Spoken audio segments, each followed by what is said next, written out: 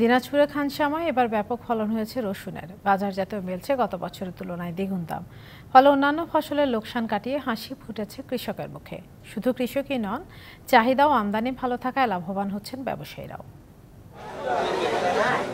দিনাজপুরের খানসামার কাচিনিয়া হাট রসুন বেচা বিক্রির জন্য এই অঞ্চলের সবচেয়ে বড় বাজার এই হাট, যেখান থেকে রসুন সংগ্রহ করে ব্যবসায়ীরা ঢাকাসহ বিভিন্ন জেলায় সরবরাহ করে থাকেন।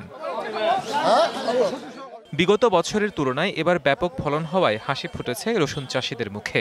এতে অন্যান্য ফসলের লোকসান কাটিয়ে দেখছেন লাভের মুখ। বলছেন, ১ বিঘা জমিতে ৪০,০০০ টাকা খরচে ফলন হয়েছে গড়ে ৫০ মণ।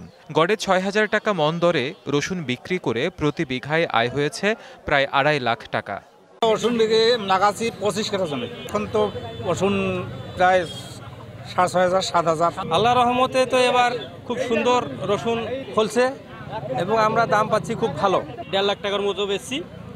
আর রসুন কিছু আমার ঘরে আছে, এখন বিক্রি করতেছি ৬,০০০ ৭,০০০ পর্যন্ত। শুধু কৃষকরাই নয়, বাজারে ভালো দাম পেয়ে খুশি ব্যবসায়ীরাও। নওগাঁয় রসুন দেই, বগুড়ায় রসুন দেই, ঢাকায় দেই। বর্তমান বাজার খুব ভালো। এবার এই ভর মৌসুমে এত দাম, যার কারণে এরা সম্পূর্ণ বান্ধাই ভাবে চলে যাচ্ছে। আমদানি যথেষ্ট পরিমাণ আছে, গতবারের তুলনায় এবার বাজার অনেক বেশি। জেলায় এবার রসুনের চাষ হয়েছে ২,৯৭২ হেক্টর জমিতে। এর মধ্যে রসুন ভূমি হিসেবে পরিচিত খানসামা উপজেলায় চাষ হয়েছে ১,৬২০ হেক্টর জমিতে। DBC news desk. ১, ২, ৩ ঢাকায় জমি জিতে নিন ১০০% ক্যাশব্যাক সহ ২০ কোটি টাকার পুরস্কার।